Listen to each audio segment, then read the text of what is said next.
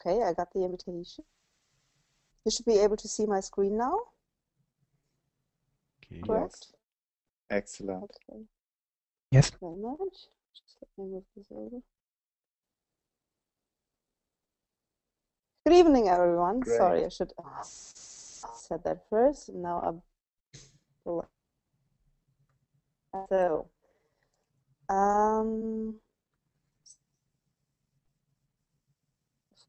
I've got to position the control. I can slide it in. Sorry, technical difficulty. Times the charm. I'm talking about handling third level support in Scrum. Maybe for starters, a little rubber ducky for the bathtub. Just like Christoph said before, I've been a Scrum Master for 2 years and witnessing a complete transition, agile transition, using Scrum and Kanban. And now I'm currently helping along the second transition. And usually that's a huge issue, how you can handle third level support.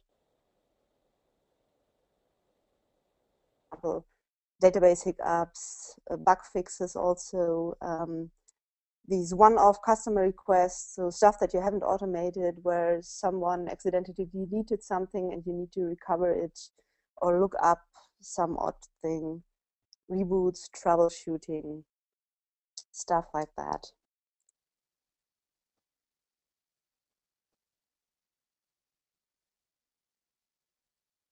From scratch, which is what Scrum is really good for usually. But in the wild, that's not usually where you end up.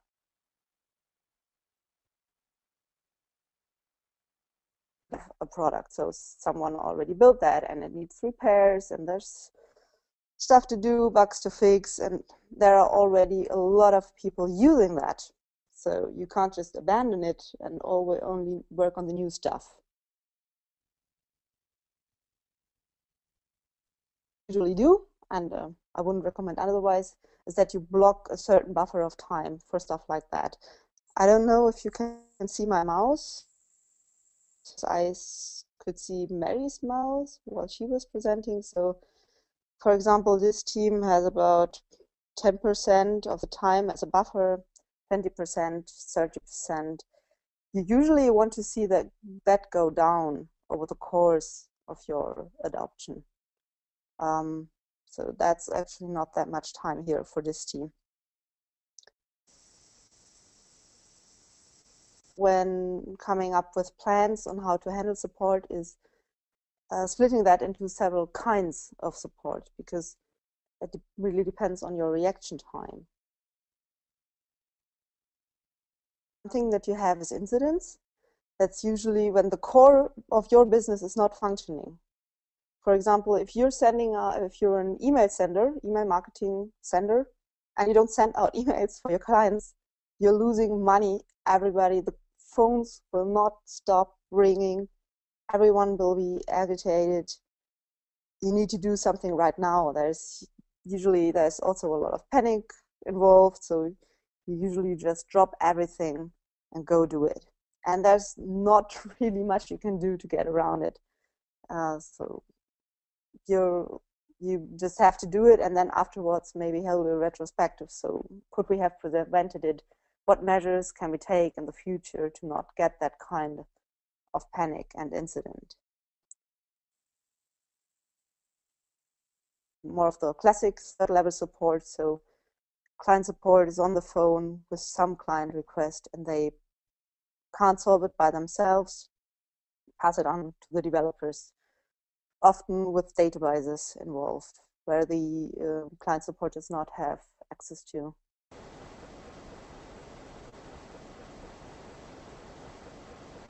These really depends on your type of business. So sometimes you can have quite a while, and of course depending on the request. So sometimes you've got a lot of time to solve these. Sometimes these have also to be solved in a very short time frame, like 2 or 3 hours. But that really depends on your situation. It's probably not third level support in the classical sense, but I like to include it. Depending on what it is, you often have more time to fix these. If it's a really critical bug, I wouldn't call it a bug anymore. I would call it an incident, because if you've got to drop everything to fix it, yeah, then in my eyes, it classifies as an incident. So you usually have some time to fix these, but you really want to get around to it at some point, because if you have too many, your whole work just looks sloppy. If people stumble over one bug here or there, it's okay, but every time they try to do something, that's just not a very nice user experience. So the trick is that for the first thing, not that much you can do about it, only in hindsight and prevent other stuff. But for the classic third level support and the bugs, I'd like to present to you the things that I've seen working, because maybe you can use some of that for your own, adapted to your own needs. Background, what it used to be like before the company I used to work in introduced Scrum. They had one developer, had one system, and vice versa, which did not work out so nicely. It was one of the reasons they introduced Scrum. So to have more developers than one being knowledgeable about the system, so that when someone went on holiday or fell ill, they could cover each other. Yeah, and when client support had a problem, they just approached the individual developers that were responsible for that system.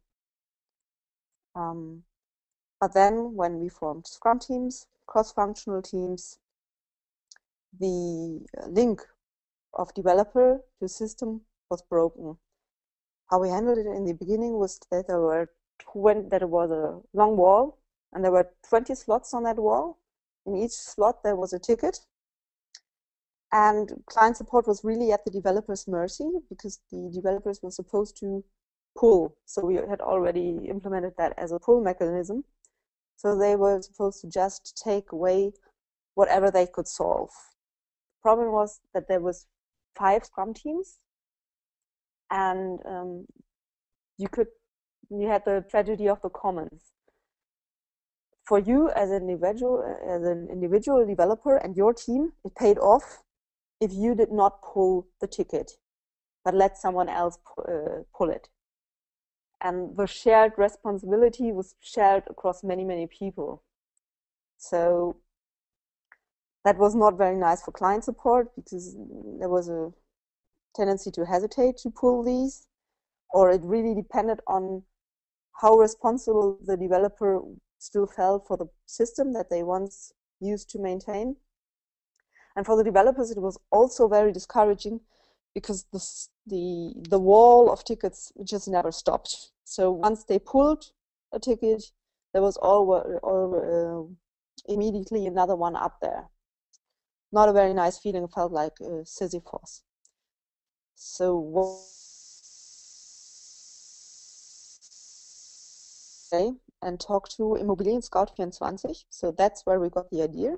They are a huge German and I think international site to find flats and houses. And they had a similar context, that they had, in theory, interchangeable teams who could do the whole stack, and there were no clear responsibilities per team. And also, for this to work, you need quite a long reaction time.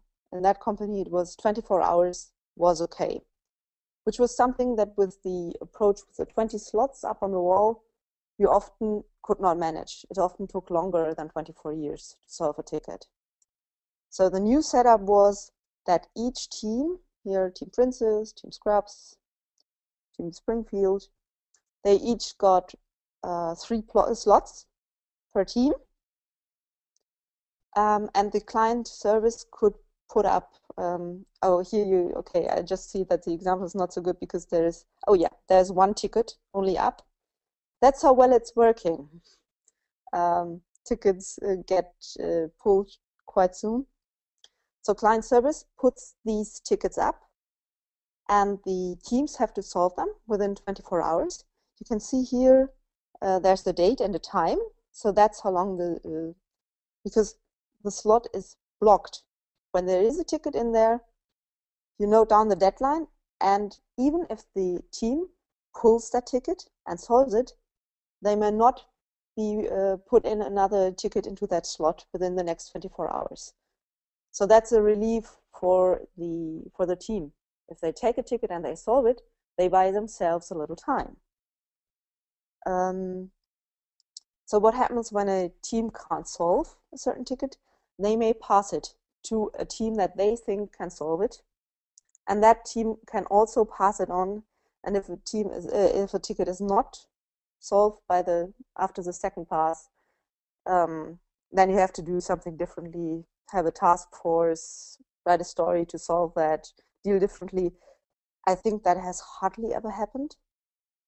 And whoever solves the ticket in the end returns the ticket to the client support with a note on which team solved it, so that client support with a little time knows where to put tickets up. So what team typically solves what kind of ticket. And in the beginning, client service was very worried that 3 slots might not be enough. And in the beginning, yeah, all the 3 slots were usually taken. But over time, it got a lot better, so that I think by now, typically 1 or 1.5 tickets per team per day. And there's typically 5 developers in a team. So it pans out really nicely. Okay. Like I said, quite long reaction time, because you always lose a little time. Yeah. Sorry, is there a question? Okay. So what if you need a fast reaction? Corinna, Yes? there seems to be an audio problem when you're Oh, switching slides. The people lost your speaking. Can you pause for a short when you're switching to speak? yes, of course. I'm sorry about that. Okay, thanks. Is there anything you want me to repeat? Okay, so I guess not. I don't. Hmm? No, I don't think it's necessary, Corinna. I think everyone got it. But when Okay, you thank switch you. slides, then Okay, I'll stop. This must be heavier on the processor than I thought, the switching. So, what if you need a faster reaction time? So you can't really wait for teams to pass along that wall, see the ticket, pull it, stuff like that. And an approach that I've often seen, which works really well also for Kanban teams, not only for Scrum teams, is that you pick one individual per team. For example, an admin of the day of the week, or an UX person of the week, or Scrum team member of the week, who handles all those kinds of requests and solves as many as they can. You don't count those people in, so they are kind of the buffer. You don't give them any of the usual work. They can help with that if they've got time, but they're primarily there as an Einfallstor. So as somewhere where all the requests come in and are solved, so that everyone else can work in peace and quiet and get the long-term stuff done. This can be either an individual in a team, so one team member, or you can have whole teams just for that. So some kind of rescue team or fix team. Whoever you pick, they should typically not use Scrum, because Scrum is not very suited for that kind of work. And you can either rotate it or have some fixed person. There are people who strive on that type of work who love to do it, but mostly it's not so well liked, especially not in developer teams. So often you can rotate it. So per week it's always someone different, because that's usually that's what everyone considers fair, and it's a nice way to keep everyone else free.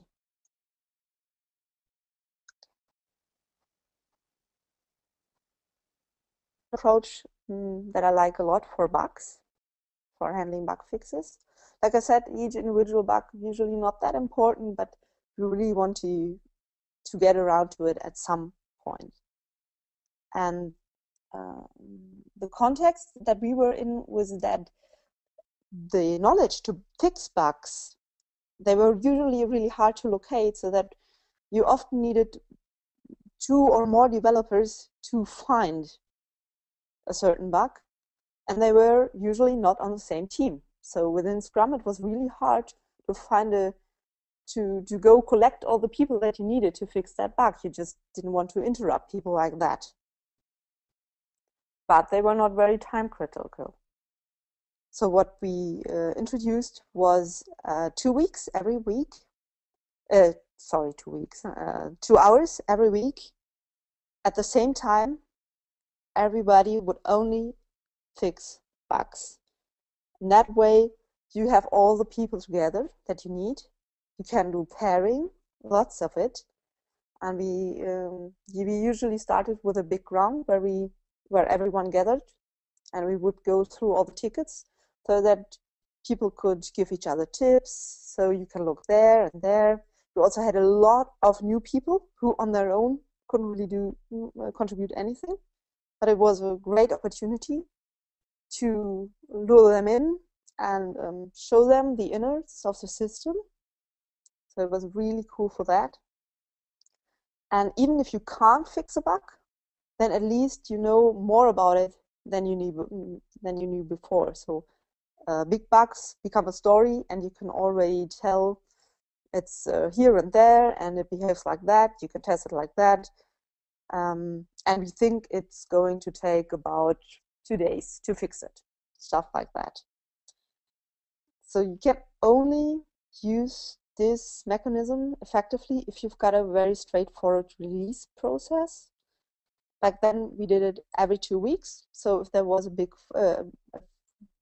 we fixed a bug, everyone would know that at the next deployment day, it would go live. And that was that. Right now, for example, I'm in a company that has a very scattered release process. So each component goes live on its own. We could never do that, because if we used a bug slot for that, we would introduce a lot of fixes that we would have to deploy at one time, and it would be coordination hell, basically. So, but if you've got regular releases of everything, works really, really nice. And after a time, after a time, also for the developers, use it to also fix small stuff. So really tiny, so it takes like 10 minutes. You don't really want to write a story for it. And we've also used it in Kanban teams. So for example, I was part of a UX team. We collected all the small stuff and just did it in batch. And that was that. And it solved a lot of interruptions from everyone. Ideas of all of these mechanisms is that I really always try to minimize the interruptions. I'd rather have a pull mechanism than a push mechanism. So instead of people giving me stuff, we like to take it, that we batch it if we can, and that it's clear who is responsible and in what time frame. So this relates to Kanban, make policies explicit. And of course, you have to be careful that the mechanisms don't take away the pain points. So with each of those approaches, we always tracked what kinds of requests do we get in. For example, in a little box like this one, is there something that we can automate? typically when you start out with the transition, you have a lot of stuff that you can still automate. Then the more you mature, the more you have, for example, built-in interface for client service kind of stuff for themselves that they couldn't do before. Automate a lot of things. And then in the end, you only have those things left that are one-off errors and different all the time, where it's not worth the effort. But it's still there, and then it's nice if you have an elegant way to handle it without being interrupted too much. Thank you for your attention. I hope you found something that you can mix and match and make fit for your circumstances. Are there any questions?